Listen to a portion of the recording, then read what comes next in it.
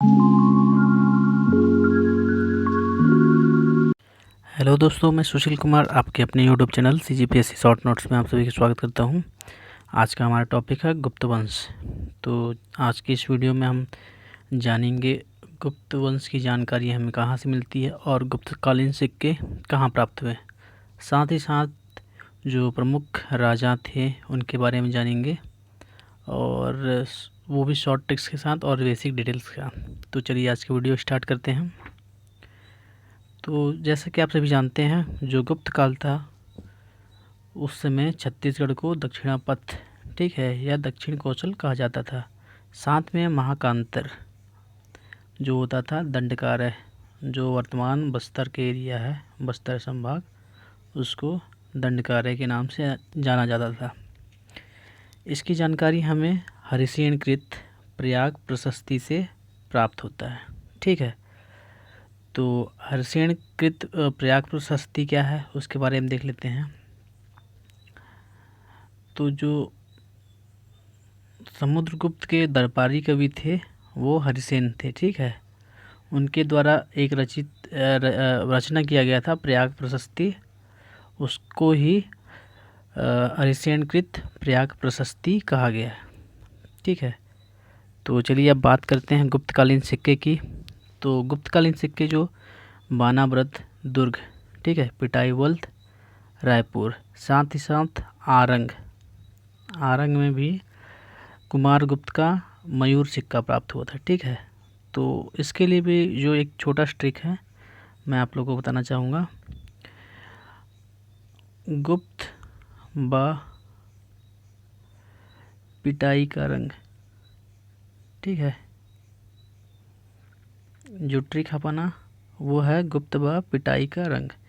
तो गुप्त जो है गुप्त काल को प्रदर्शित करता है, उसी प्रकार ब जो है बानाव्रत को, ठीक है, जो दुर्ग में स्थित है।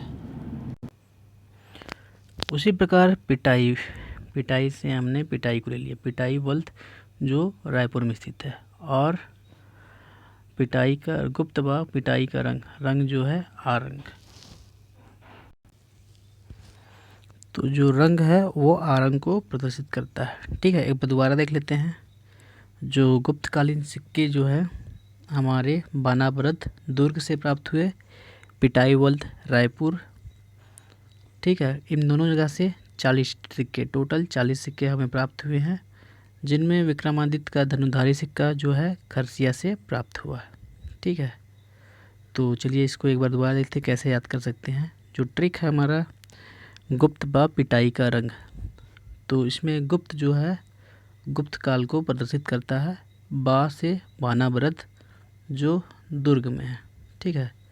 उसी प्रकार पिटाई जो है पिटाईवल्त जो रायपुर में स्थित है, और रंग जो है आरंग से कुमारगुप्त का मयूर जड़ित, ठीक है, मयूर जड़ित सिक्का प्राप्त हुआ था, रतन जड़ित मयूर सिक्का प्राप्त हुआ था आरंग से। तो चलिए अब बात करते हैं हम प्रमुख शासक के बारे में। तो इनमें जो सबसे प्रमुख शासक थे समुद्रगुप्त, उसके बाद रामगुप्त, चंद्रगुप्त द्वितीय, कुमारगुप्त और भानुगुप्त, टोटल है 5, ठीक है। तो इसके लिए मैंने ट्रिक बनाया है ताकि याद हो सके, ठीक है। क्या ट्रिक? समुद्र में रामचंद्र ने कुंवर भानुगुप्त के साथ मिलकर बांध बनाया, ठीक है। तो जो समुद्रगुप्त है समुद्र को दर्शाता है, ठीक है। रामगुप्त जो है राम को दर्शाता है, उसी प्रकार चंद्रगुप्त द्वितीय जो है चंद्र को दर्शाता है। कुमार से हमने बना लिया कुंवर, उसी प्रकार भानुगुप्त को वैसा का वैसा ही हमने उतार दिया, ठीक है। तो इस प्रकार हम इन 5 शासकों को आसानी से याद कर सकते हैं, ठीक है। एक बार दोबारा देख लीजिए। समुद्र में रामचंद्र ने कुंवर भानुगुप्त के साथ मिलकर बांध बनाया। समुद्रगुप्त, रामगुप्त, चंद्र से चंद्रगुप्त द्वितीय, कुंवर से कुमारगुप्त, भानु से भानुगुप्त। अब चलिए हम समुद्रगुप्त के बारे में जानते हैं, ठीक है। तो जो समुद्रगुप्त है उनके बारे में बालचंद्र जैन जो थे उनके अनुसार मगध के गुप्त वंश का प्रभाव छत्तीसगढ़ में उस समय पड़ा जब समुद्रगुप्त ने आर्यव्रत के राजाओं को जीतकर दक्षिण पथ की विजय यात्रा की। ठीक है, क्या हुआ जब समुद्रगुप्त ने आर्यव्रत के राजाओं को पराजित कर दिया, उसके बाद जो समुद्रगुप्त थे दक्षिण पथ विजय यात्रा के लिए रवाना हुए। ठीक है, तो जब दक्षिण पथ की विजय यात्रा में गए तो उस समय उनके दरबारी कवि समुद्रगुप्त के दरबारी कवि हुआ करते थे हरिसेन कृत। ठीक है, हरिसेन, उनके द्वारा रचित एक रचना था प्रयाग प्रशस्ति। ठीक है, रचना जो था उनको प्रयाग प्रशस्ति कहा जाता है। तो जो समुद्रगुप्त थे उनके दरबारी कवि जो थे हरिसेन कृत, हरिसेन ने प्रयाग प्रशस्ति लिखा। उनमें जो पंक्ति नंबर 19 थी, ठीक है, उससे ज्ञात होता है कि गुप्त वंश के जो राजा थे समुद्रगुप्त, ठीक है, वो दक्षिण विजय के लिए निकले और उसी दौरान दक्षिण कौशल के जो राजा थे उस समय वाकाटक वंश का राज था दक्षिण कौशल में। ठीक है, तो वहाँ जो राजा थे महेंद्र सेन उनको पराजित किए और उसके साथ साथ महाकांतर, ठीक है, जो वर्तमान बस्तर है यह दंडकारण्य क्षेत्र, वहाँ नल वंश का शासक था। ठीक है, और राजा जो थे व्यागराज, उनको उन्होंने पराजित किया। तो दक्षिण कौशल के राजा जो थे महेंद्र सेन और महाकांतर के राजा जो थे नलवंशी राजा व्यागराज, वाकाटक वंश और नलवंश के राजाओं को पराजित करके इन्होंने समुद्रगुप्त ने अपनी सत्ता स्थापित की। लेकिन इन्होंने सत्ता स्थापित तो की लेकिन वहाँ राज्य नहीं किया, इन्होंने शासन नहीं किया। ठीक है, क्या था, जो समुद्रगुप्त ने जो दक्षिण कौशल एवं महाकांतर को विजित कर लिया, उसके बाद क्या हुआ, इन्होंने इसको अपनी ग्रहण मोक्ष अनुग्रह नीति जो थी उनकी, उसके तहत क्या हुआ, उन्होंने अपने साम्राज्य में सम्मिलित उसको नहीं किया, उन्होंने अधिपत्य स्वीकार करके पुनः उसे छोड़ दिया था। ठीक है, देखते हैं उसके बारे में भी कुछ। तो किंवदंती के अनुसार समुद्रगुप्त ने दक्षिण विजय अभियान के दौरान महानदी के तट पर डेरा डाला था, इसलिए उस जगह का नाम महासमुंद पड़ा।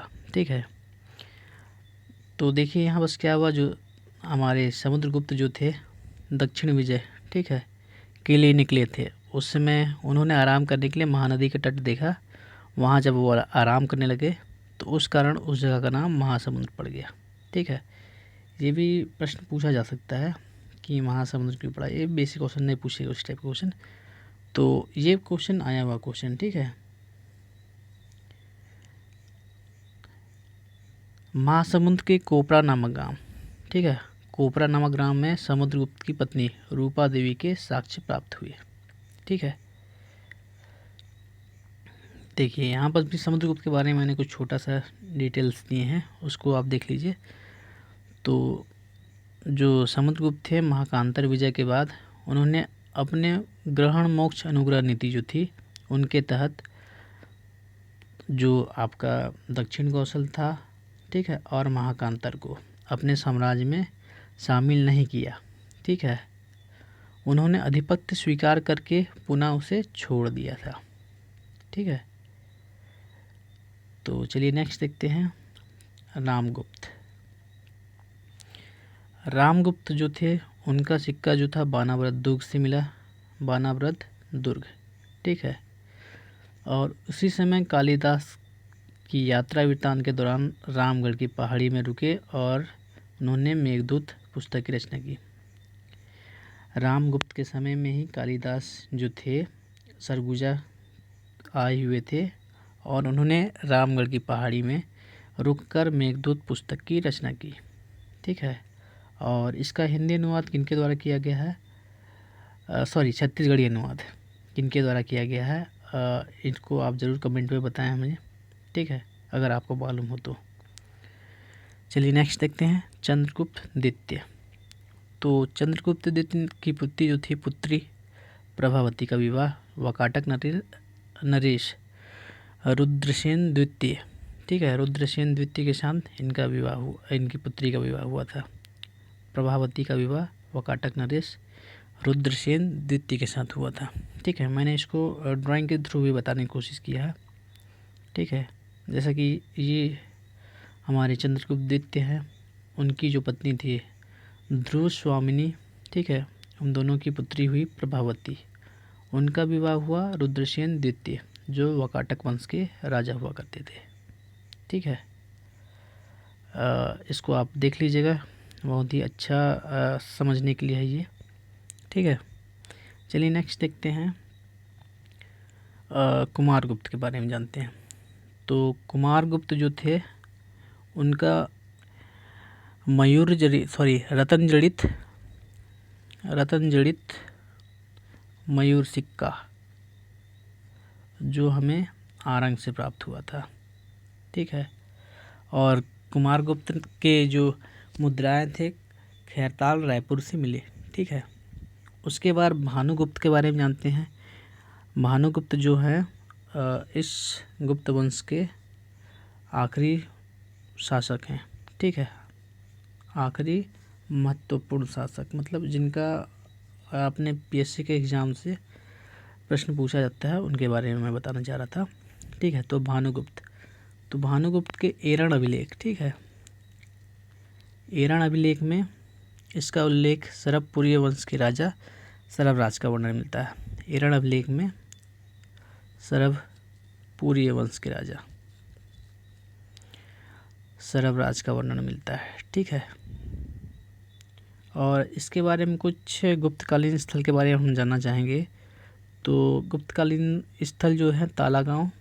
ठीक है, तालागांव जो हमारे बिलासपुर में स्थित है। ठीक है, और पुजारी पाली मंदिर